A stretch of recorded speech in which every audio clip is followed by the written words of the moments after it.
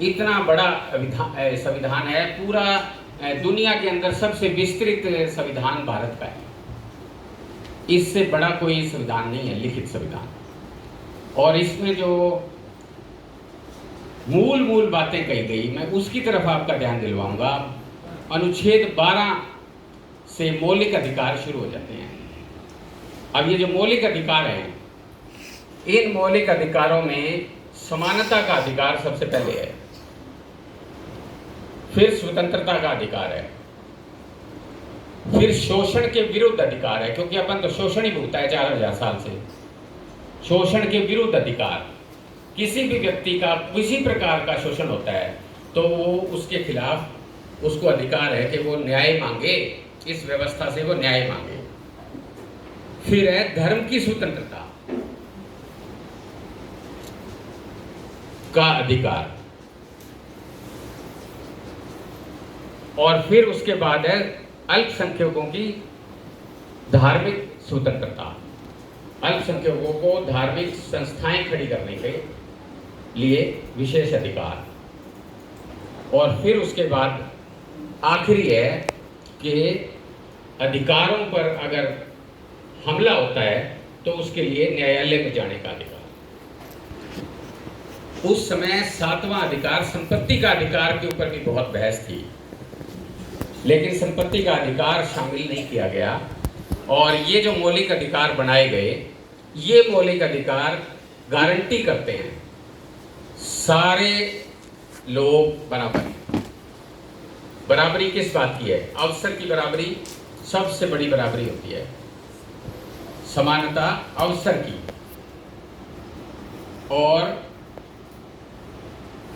समानता इस बात के लिए कि हम भारत के अंदर हर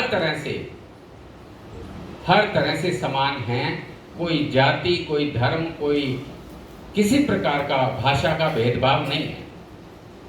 फिर आया स्वतंत्रता की बात। स्वतंत्रता किस बात की? अपनी बात कहने की, अपना विचार प्रस्तुत करने की, समाज के अंदर अभिव्यक्ति की स्वतंत्रता, सबसे महत्वपूर्ण स्वतंत्रता। तो इस तरह से कुल मिला के ये मौलिक अधिकारों के साथ एक नया मनुष्य खड़ा कर दिया गया। इस संविधान के जरिए एक नया मनुष्य पैदा हो गया भारत के अंदर, जो पहले नहीं था।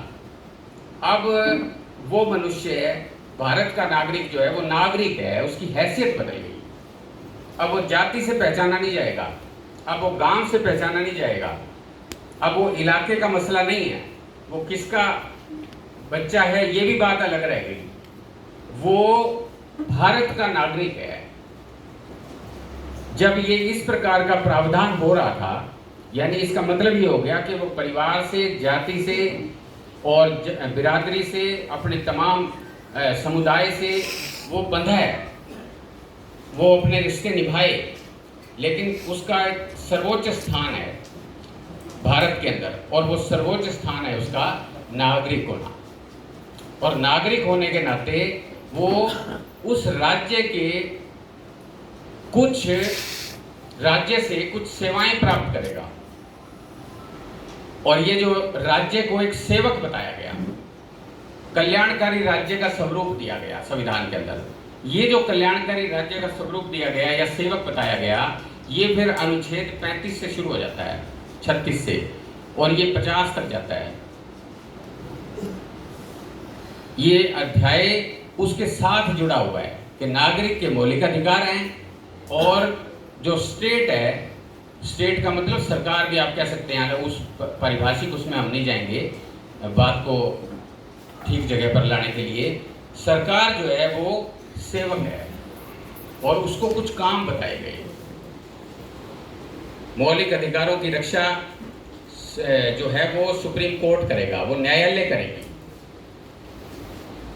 लेकिन सरकार जो है लोगों की शिक्षा का प्रबंध करेगी, लोगों के स्वास्थ्य को देखेगी, देखभाल करेगी, उसके लिए व्यवस्था जुटाएगी, पीने का साफ पानी उनको मिलना चाहिए, नशाबंदी का प्रबंध करेगी, रोजगार बढ़ाने के लिए सभी को रोजगार मुहैया करवाने का प्रयास करेगी। ये सारे इस प्रकार के डायरेक्शन दिया गया, जिस तरह से निर्देश दिए जाते हैं तो संविधान निर्देश देता है सरकार को कि आपको अपने नागरिकों के लिए इस प्रकार से व्यवस्था करनी है। और फिर इस बात को यही नहीं छोड़ा जाता, इसको आगे बढ़ाते हुए ये भी कहा जाता है कि नागरिकों के भी कुछ कर्तव्य हैं। नागरिकों के